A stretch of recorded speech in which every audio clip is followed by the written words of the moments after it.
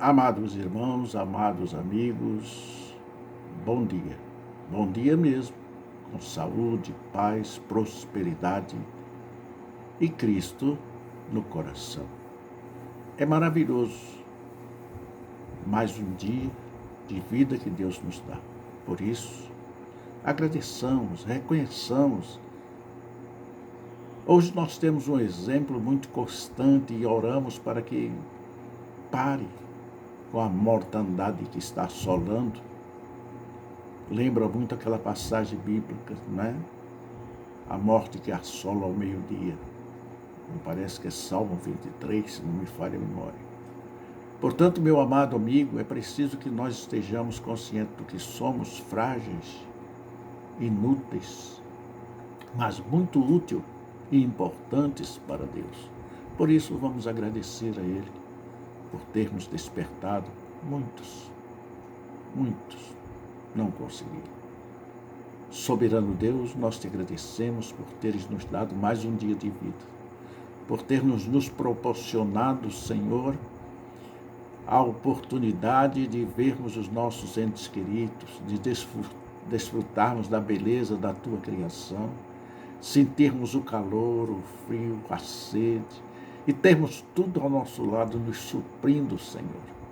Nós te agradecemos, Deus, te agradecemos pelos amigos, pelos irmãos, por aqueles que não simpatizam conosco, mas que nós, no nosso coração, amamos, sempre dispomos, Senhor, de poder, de ajudá-los, de dar-lhes a estender-lhes as mãos, embora, Senhor, nem sempre tenhamos valor, mas nós não nos preocupamos com isso. Nos preocupamos com, Senhor, a nossa mente, o nosso coração, a nossa vida, contrita contigo e vivendo contigo.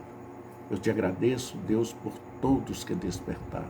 E te suplico que deem longevidade, muitos anos de vida, muitas manhãs, muitas noites, muitas alegrias, muita paz. Abençoa o desempregado, abençoa o enfermo curando, o necessitado, como já te supliquei, Deus.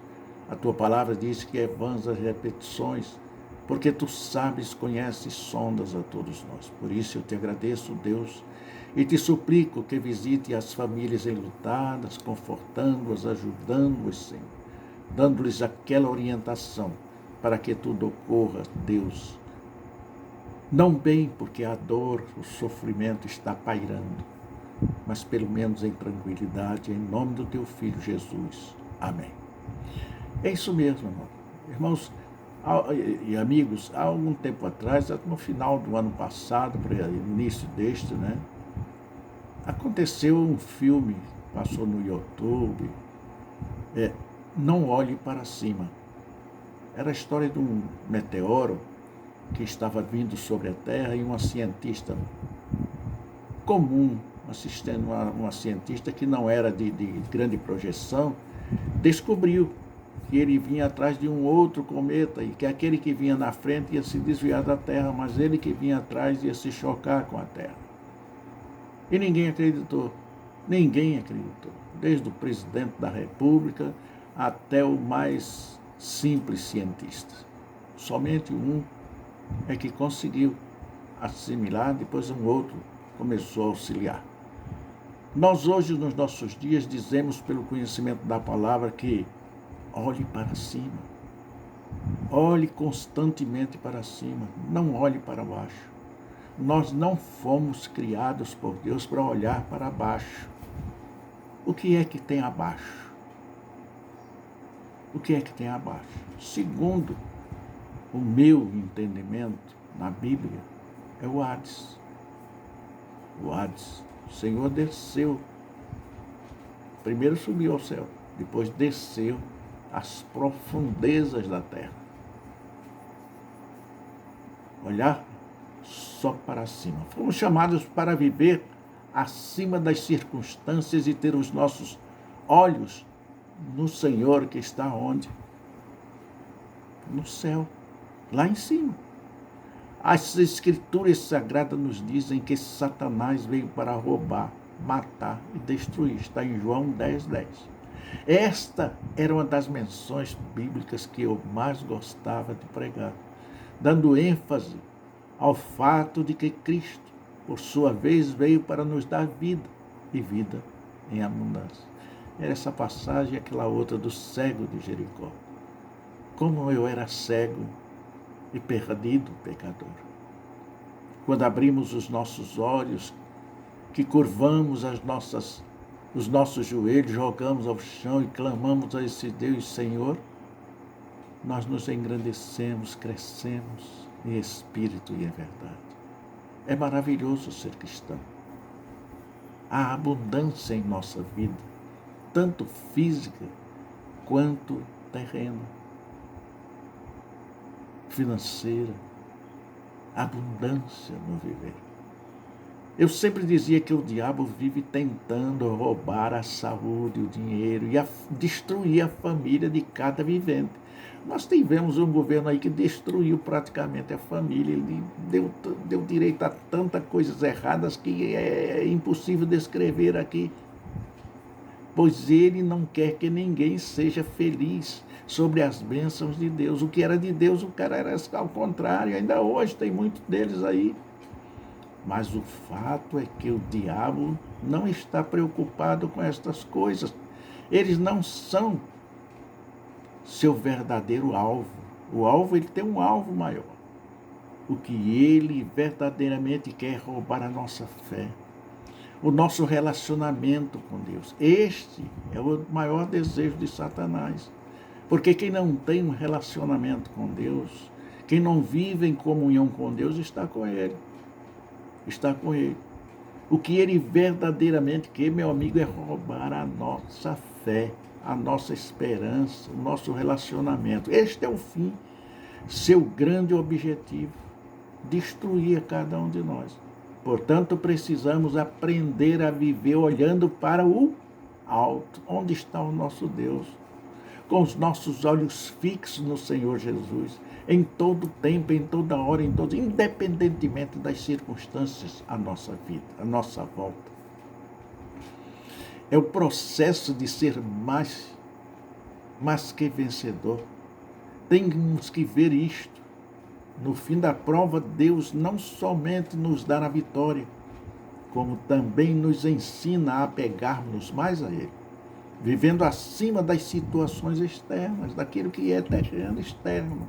No que é interno está tudo renovado, tudo cheio de alegria, de satisfação, de vida. É Deus nos abençoando, é Deus nos suprindo as necessidades físicas, psicológicas. Portanto, precisamos aprender a viver olhando para o alto, com nossos olhos fixos em quem? Em Deus, somente Ele, todo o tempo, né? Portanto, se foste ressuscitado justamente com Cristo, buscais as coisas lá do alto, onde Cristo vive, assentado à direita de Deus. Pensai, meditai nas coisas do alto, não mais nas que são daqui, da terra, porque nós morremos para o mundo e a nossa vida, a vossa vida, está oculta justamente com Cristo, vivenciando Deus em cada um de nós, na pessoa do Espírito Santo de Deus. Porque nós morremos e a vida agora não é mais nossa, ela pertence a Deus. Está em Colossenses capítulo 3, versículo de 1 a 5. O mandamento da palavra, que vem como um imperativo: buscai, pensai nas coisas do alto, não mais que são da terra. Em toda a Bíblia encontraremos advertências quanto a termos nossos olhos no alto em vez da terra. Nós temos um exemplo muito grande que nós iremos ver no decorrer desse estudo. No tabernáculo de Moisés, que Deus mandou construir segundo o exato modelo das visões que ele teve do monte, é impressionante a ênfase e é figurada que o Senhor deu deste mundo. Quando mandou Moisés fazer as 4 coberturas que se sobrepunham como teto da tenda, A revelação do Pai foi celestial. Mandou que elas fossem todas bordadas, embelezadas, não é? Embelezadas com querubins, com serafins, com anjos, com coisas lindas, coisas maravilhosas, coisas muito belas. Era coisas fora do comum. Portanto, quando alguém entrava na tenda da revelação, se queria ver algo belo, tinha que olhar para cima, para o alto. O chão era chão, nós pisamos, nós escarramos. Nos nossos dias, hoje, nós temos um sanitário, antigamente se fazia no chão, se jogava, ainda hoje se joga no chão. Há um tratamento, mas se joga em algum lugar. É preciso nós conhecermos, sabermos que o nosso olhar, a nossa vida está para cima e não para baixo. Olhamos para a frente, neste ângulo, frente para cima.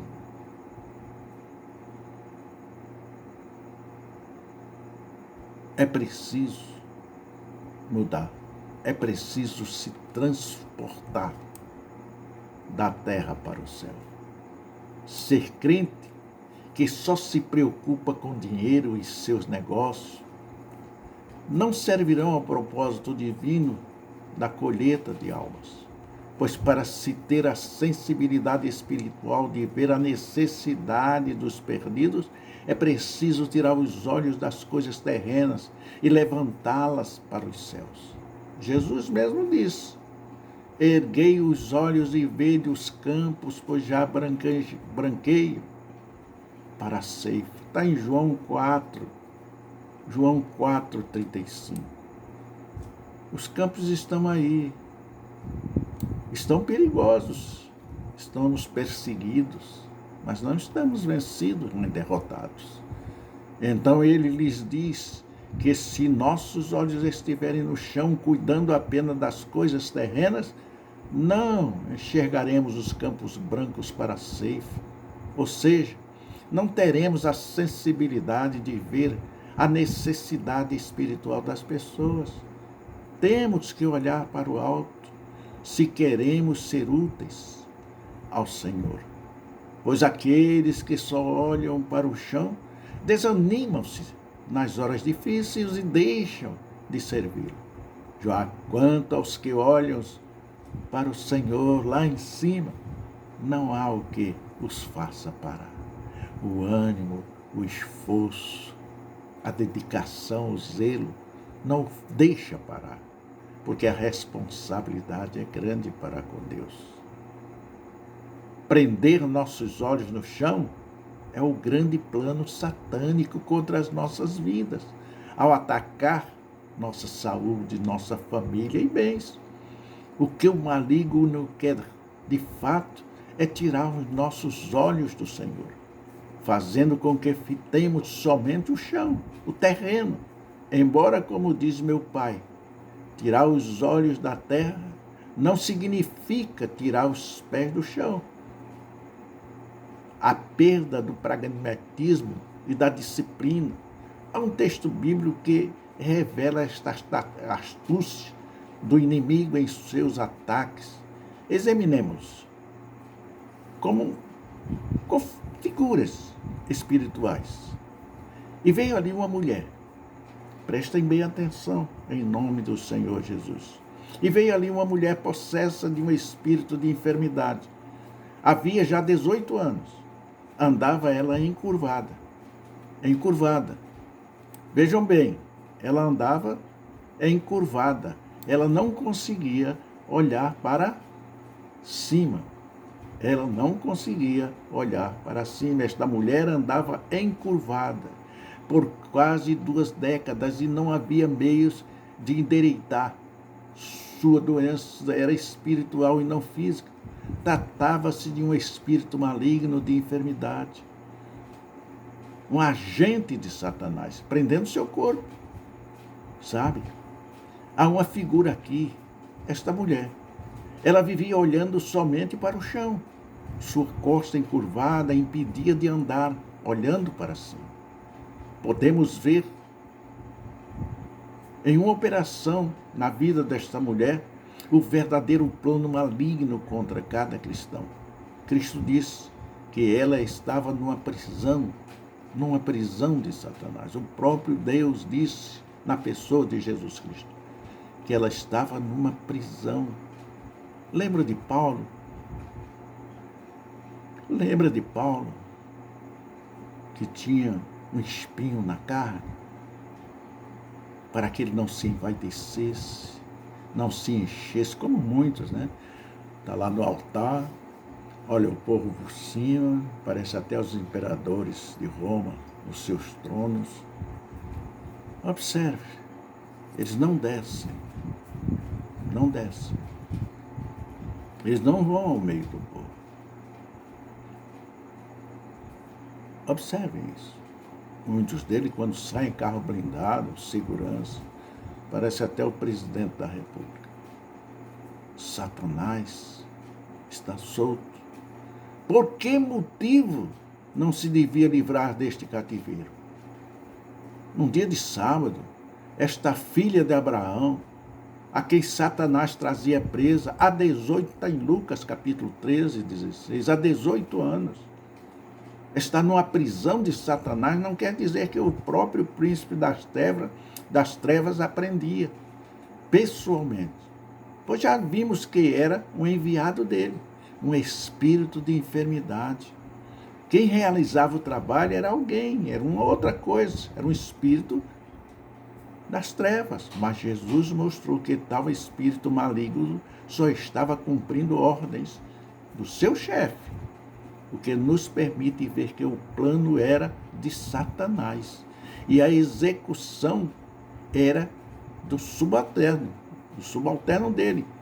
Porque é importante notar-se isto, para entendermos que o inimigo não nos ataca só por atacar. Ele tem planos e estratégias para tentar nos derrubar e devemos nos prevenir contra ele. Constantemente. Uma senhora perguntou para mim: pastor, o senhor escreveu um livro sobre o espiritismo e tudo contradiz a minha fé. Eu queria saber do senhor, como é que eu vou na sessão espírita e muitas das vezes aquele espírito fala tudo que o meu esposo, que o meu filho, que o meu irmão, que o meu tio, que minha mãe falava. Existe um determinado tipo de demônio que chama-se familiar. Ele está dentro do seu lar, porque alguém da sua família, ou talvez você mesmo, no caso a senhora, dá permissão. E ele está ali. Ele é o representante de Satanás. Ele não lhe faz o bem, mas lhe causa momentos de felicidade. Com o quê? Com o mundo, com a carne, com aquilo que é passageiro, não com aquilo que é eterno, não com aquilo que vem de Deus. Então ele é do lar, ele faz parte da família. Então você vai para lá e ele muitas das vezes fala, porque ele conhece você e toda a sua família. Então é preciso que nós tenhamos conhecimento da palavra para sabermos, discernirmos realmente o que é isso. O tipo de prisão daquela mulher que Jesus mencionou não era a doença e nem o espírito de enfermidade em si, mas a que ponto ele levava aquela mulher. Ela não podia olhar para o alto, ela não podia olhar para Deus. É isto que o diabo quer, que tiremos os nossos olhos de Deus. Esta era uma crente da época, pois foi chamada de filha de Abraão, referência dada não só por ser naturalmente descendente do patriarca, mas por esperar na promessa divina feita por Deus. Ela era uma cristã, ela era uma crente. estava ali, era para testemunho, para dar o seu testemunho. Eu lembro-me de uma senhora, de uma mocinha que chegou e contou, quando começou a pandemia da Covid, dando o seu testemunho. Ela vinha constantemente com a avó para a igreja, se converteu, e veio a pandemia e ela disse, eu não vou para a igreja, porque posso ser contaminado. A avó vinha, a avó não deixou de vir. E um dia o namorado foi e ele estava cometido da doença e transmitiu para ela.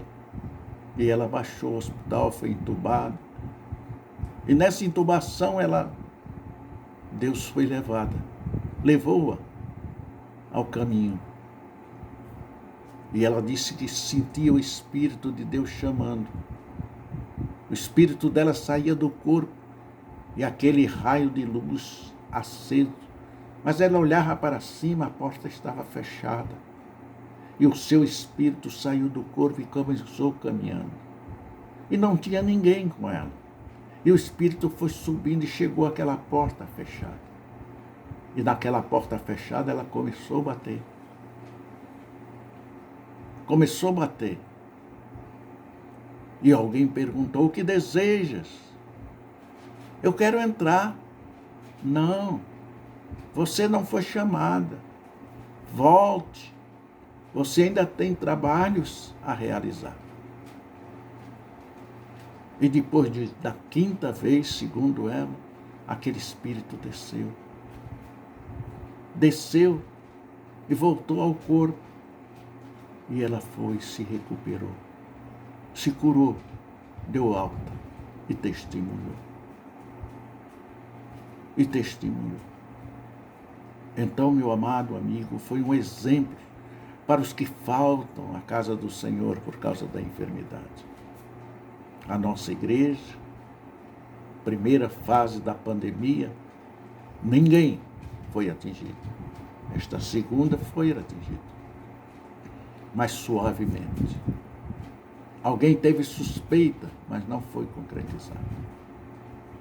É a fé, é a busca da verdade pela verdade, sem deixar intromissões, sem deixar referências pessoais e humanas. A referência é a palavra de Deus. É preciso ter poder.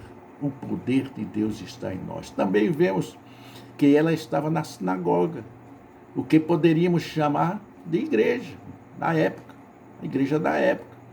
Não se tratava de uma pecadora qualquer que nada queria saber acerca de Deus, mas de alguém que o temia e cria nele e queria andar na sua presença.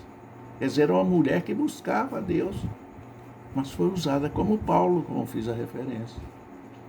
O espinho no carro. Semelhantemente, meu amado amigo, meu amado irmão, Satanás tenta nos prender com os olhos no chão, para que nós não olhemos para cima.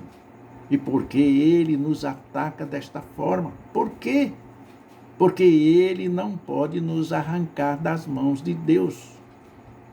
Não pode nos arrancar das mãos de Deus, como Jesus mesmo falou. E o que é que Jesus falou para nós? O que foi, você sabe? As minhas ovelhas ouvem a minha voz e eu as conheço, e elas me seguem, e eu lhes dou a vida eterna.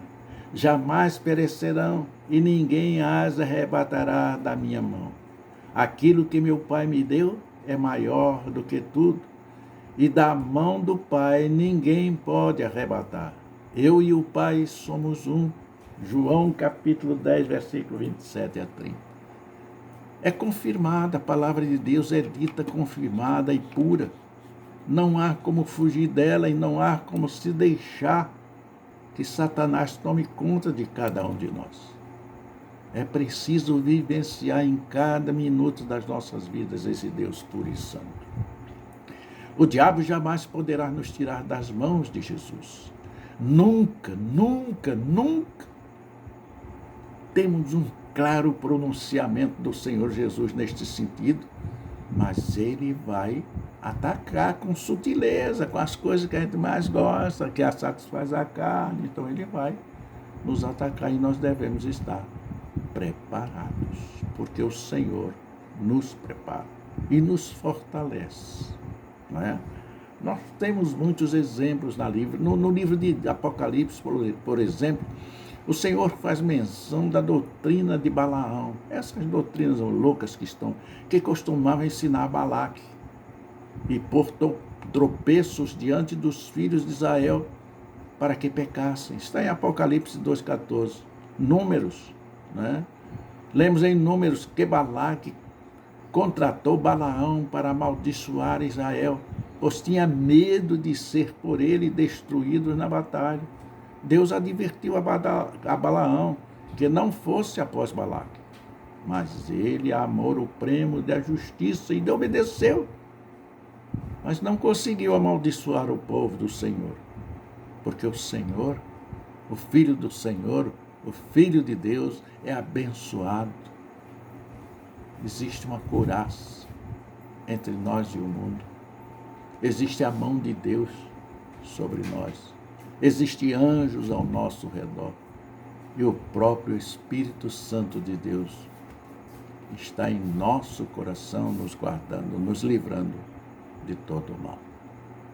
Meus amados, fiquem na paz e na graça do Senhor de Deus, do Senhor Deus.